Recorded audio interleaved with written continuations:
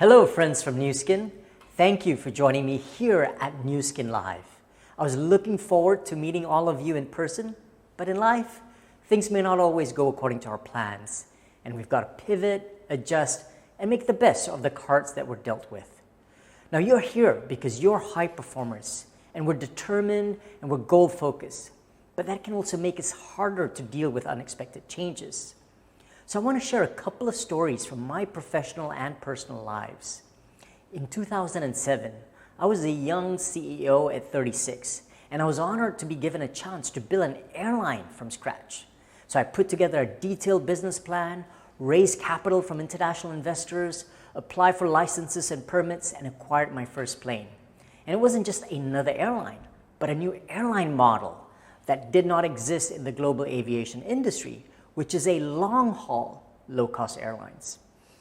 And the next 7 years of growing the airline from that one plane to a fleet of 25 billion US dollars in annual revenue and getting it public listed, I learned that none of my business plans or budgets ever turned out as we had meticulously planned.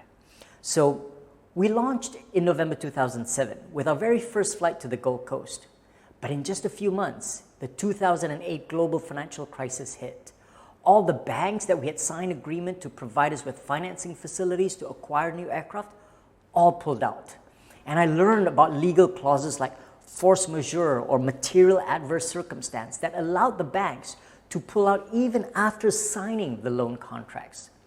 Now in the same year, oil prices went crazy, right? It had been in the range of $50 to $75 from 2002 to 2007, and that's what our business plan was based on. But in 6 months of 2008, it doubled to $147 by June. Now, oil is 50% of our airline's cost, and no plan could have anticipated this shock.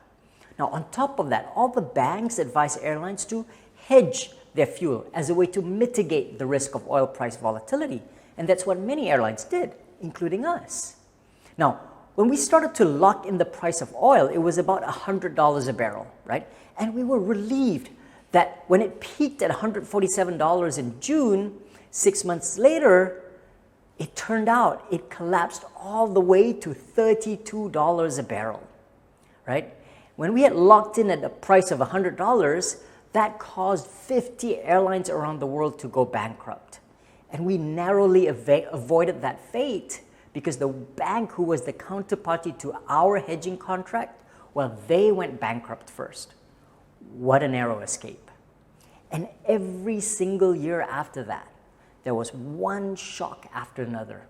For example, in 2010, there was the Icelandic volcanic eruption that closed down the entire European airspace for a whole week, leaving thousands of our passengers stranded in London and stranded in Kuala Lumpur. And the very next year, we started flights to Tokyo, and we were immediately hit by the Tohoku earthquake, tsunami, and nuclear tragedy. The following year, just when we started flights to Christchurch, New Zealand, the city got hit by 2 earthquakes, and we had to pull out and withdraw from that market. And it wasn't just natural disasters. Every year, we had to deal with a difficult policy or regulatory environment with restrictions being imposed on us to limit competition with national airlines.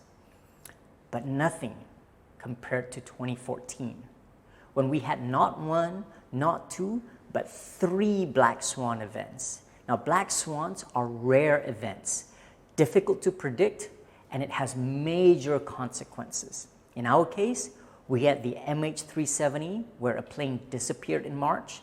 Then in July, there was MH17, where a plane was shot down over Ukraine.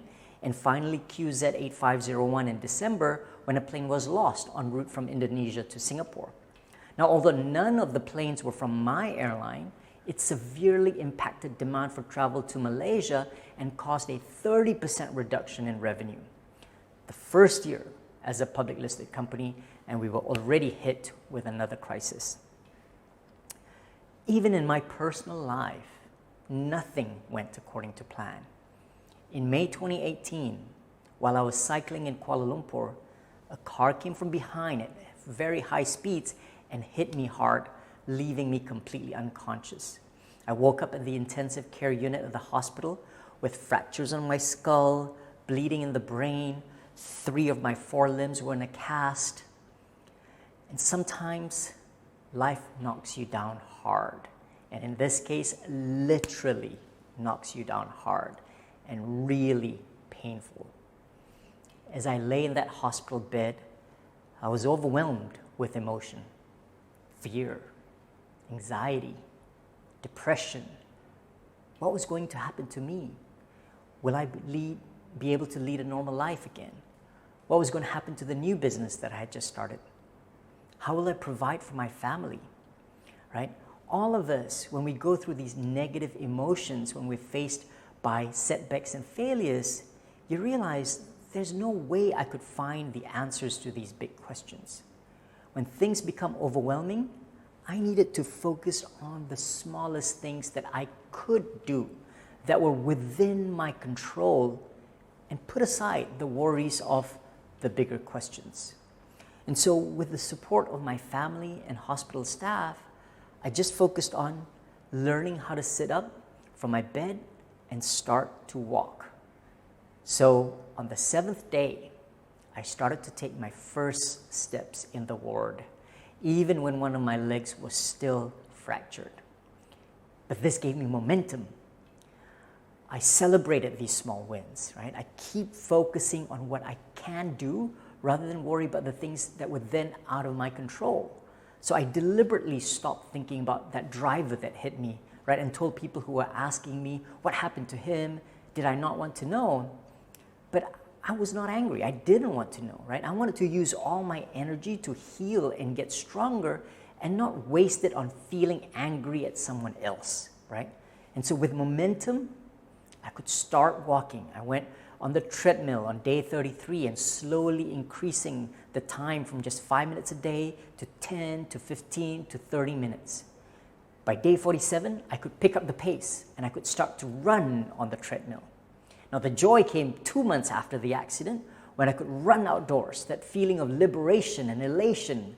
But an even bigger joy and the big psychological milestone was to be able to get back on a bicycle, a new bicycle, and to be able to ride outdoors again with my friends on day 84, less than 3 months from that accident. Momentum fuels more momentum. With physiotherapy sessions 5 days a week, many of them painful sessions, I worked on gaining my shoulder and arm mobility as my broken shoulder healed, right? And on day 112, I could get back a full rotation of my arm and I could start swimming again in the pool. By then, I had a very specific goal in mind. I wanted to get back to Ironman triathlon racing. I worked hard with my coaches and kept working on my strength and stamina and signed up for the Ironman triathlon race in Langkawi, Malaysia in November of that year. See, this is important to me because being a triathlete was a big part of my identity. So on day 174, less than 6 months from that accident, I was able to complete the Ironman 70.3 Langkawi Triathlon, swimming, cycling, and running. My motivation was I wanted to tell my children, and for parents out there, you know our children do not listen to what we tell them. They learn by observing what we do. Same thing with our team members. And the message for my children is, life is going to knock us down hard, very hard, and we can't control what's going to happen to us. But we can decide how we choose to respond to these challenges. So this is why it's important to understand that our initial reactions and impulses to things that happen to us are automatic, and it may limit us, right? Because our brains are designed for one primary purpose, which is to keep us alive, our survival instinct. But the way the brain does this is that it steers us away to its things that are familiar, things that are predictable and reliable. It does not like things that are unknown, risky, or dangerous. Because our brain receives 50 million sensory inputs every single moment, and we can only consciously process just 7 or 8. And so the brain filters out everything quickly based on these gut instincts, right? That is why when you meet someone, even before that person has said a single word, our brain has already made a judgment whether you like that person or not, right? And these quick judgments they can be limiting. The brain may tell us that we cannot do something because it hasn't seen us succeed before. It tells us to stick to doing the same things and to avoid anything that's dangerous or unknown because that might cause us stress, right? It's the brain's warning signs. Danger, danger, danger. But my message to you is that stress, this danger sign, it's actually necessary. It's good for us. We need stress to perform our best. We don't want to avoid stress, but we need to learn how we can respond to it positively. You see, stress is a biological response when the brain wants the body to spring into action. If the brain senses danger, for example, if a lion were chasing an antelope in the savannah, the antelope's body experiences a surge of stress hormones, cortisol, adrenaline, norepinephrine, to get the heart to beat faster, the lungs to expand, and the muscles to be primed for action. These hormones also narrow the brain to only focus on the immediate threat. It shuts down the digestive system, it shuts down the reproductive system, and it even slows down the brain's ability to think creatively. It just wants to survive. Now, the lion who is chasing the antelope also needs to experience stress. Those same stress hormones also makes the lion's heart beat faster, the lungs to expand, and the muscles primed for action in order to catch the antelope. Because if the lion doesn't catch its prey for several days, it may starve to death. Now, in today's modern world, hopefully, none of you may have to experience the threat of a lion chasing you. But today's threat may come from our bosses being angry at us or our clients being upset, right? We experience pressures from sales targets or bills to pay at the end of the month, or maybe our spouse is unhappy with us. We experience the same hormonal reactions as if a lion is chasing after us. So stress occurs whether we're the predator or the prey. But we can choose whether we respond as a predator or we respond as a prey or a victim, right?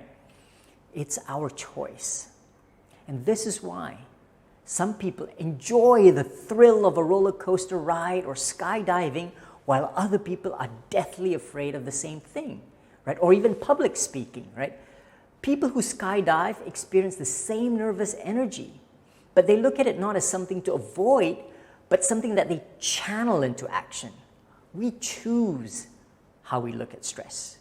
Now, unlike the antelope, when the lion stops chasing after it, because maybe the lion's out of breath, the antelope can go back to grazing again, right? And all the stress hormones just dissipate away. But for humans, we've evolved where it's harder for us to let go of stress feelings once the immediate threats go away. For some of us, even when the threat has not yet emerged, the boss has not become angry yet, the customer's not yet upset, we still have time to achieve our sales targets, or our spouse is not yet upset at us, we anticipate that it might happen, and it already causes those stress hormones to surge. This is anxiety, where we become worried about potential threats that have not yet emerged. And when we worry, these videos keep playing in our head over and over. Now, for some other people, once the threats have passed, we still can't stop the videos from playing in our head. This is what we call depression. When something that has already passed, sometimes a long time ago, like childhood trauma, the memories keep playing in our heads over and over, and it makes us feel depressed. Now, to illustrate what happens to our bodies when we experience prolonged stress, anxiety, or depression, consider this interesting fact. So when I compete in an Ironman triathlon race in Langkawi, that one day of swimming and cycling and running, I can burn a staggering 6,000 calories. By the end of the day, I would have probably lost 2 or even 3 kilos of weight. A world champion chess grandmaster competing in a world championship chess tournament also burns 6,000 calories. Now, clearly not from the physical activity of moving chess pieces around, but from the brain working really hard, thinking about multiple chess scenarios 50 moves ahead. Because our brains, they represent only 2% of our body weight, but it consumes over 20% of all the calories that we eat. Right? This is why when we're overwhelmed with stress, anxiety, and depression, with all the negative thoughts playing over and over in our heads, we become physically fatigued and tired. And over time, we become sick with high blood pressure and diabetes and heart diseases. So learning to build resilience and optimism and perseverance requires us to learn how to control these videos playing in our heads of these anxious thoughts of the future or the depressed thoughts of the past. Now, there are two things that I want to share with you. First, it's mind wandering. The average person experiences mind wandering 47% of the time when they're awake. That means the brain is thinking of another thought instead of the task that we're supposed to be doing. So for example, right, when you listen to me on this video, half of you may actually be doing something else, right? Like checking your WhatsApp messages or social media, answering emails, or writing a report, right? And that's one habit that most of us are guilty of, which is we're trying to simultaneously multitask. We think we're being productive by doing several things at once, but that's not what's happening. Our brain cannot multitask. It does one thing at a time. And what we're actually doing is we're jumping from one task to the other every few seconds, right? 7 seconds answering a WhatsApp message, 10 seconds listening to this webinar, then 12 seconds I'm focusing on writing an email, and 9 seconds talking to someone.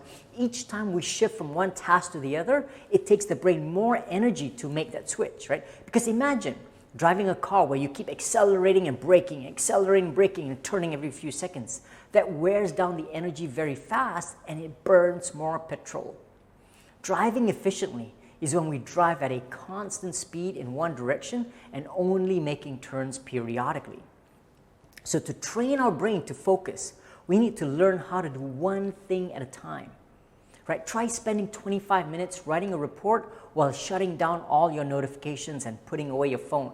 When it comes to emails, do it in batches, right? For 25 minutes, I answer all my emails and then I close off the browser and I move on to another task. Even when we're having dinner with our families, right? Learn to have dinner and be present with our family members instead of trying to simultaneously send WhatsApp messages while we eat or watch TV while we eat. Now, the next mental resilience building technique I've used is visualization. This is a technique that top athletes do over and over again to replace those negative thoughts in their heads with thoughts of the outcomes that they want. This requires more effort, right? Sitting down in a quiet place and really taking 10 to 15 minutes to visually imagine the successful outcome that you're working towards, right? Build it up in 3 areas to focus, right? The first is visual elements, the imagery, the colors, the people in the background and surroundings. Next, the kinesthetics, how our body moves. Imagine the parts of your body in action, whether you're giving a speech or closing a deal or participating in an event. Go through the motions in your head. And finally, right, add in the auditory elements, the sounds, right, from what you say, what other people say, and the background noise, like crowds cheering for you. Imagine it all first. The final element that I want to share today is surrounding ourselves with people who energize us and minimizing the time we spend with people who drain our energy. And I'm sure you can relate to this, right? Who are the people you know that you'll be inspired and motivated and be much more positive and optimistic after you spend time with them? And I bet you'll also know people in your lives that create negativity, sow doubt, and drain your energy. So life is full of challenges, and trying to get through it all alone is doubly difficult.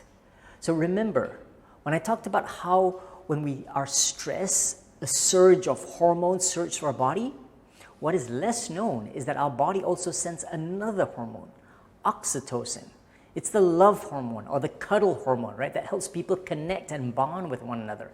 It's the hormone that floods a mother and a newborn baby to build that connection. And so our body is telling us that when we're stressed, we need to reach out to other humans and lean on them for support. So choosing to spend time with positive people makes all the difference. And the great thing about the Nu Skin community and the Nu Skin family is that there's so many positive and supportive people here. Learn from each other, lean on one another, and most importantly, energize and boost each other. All the best.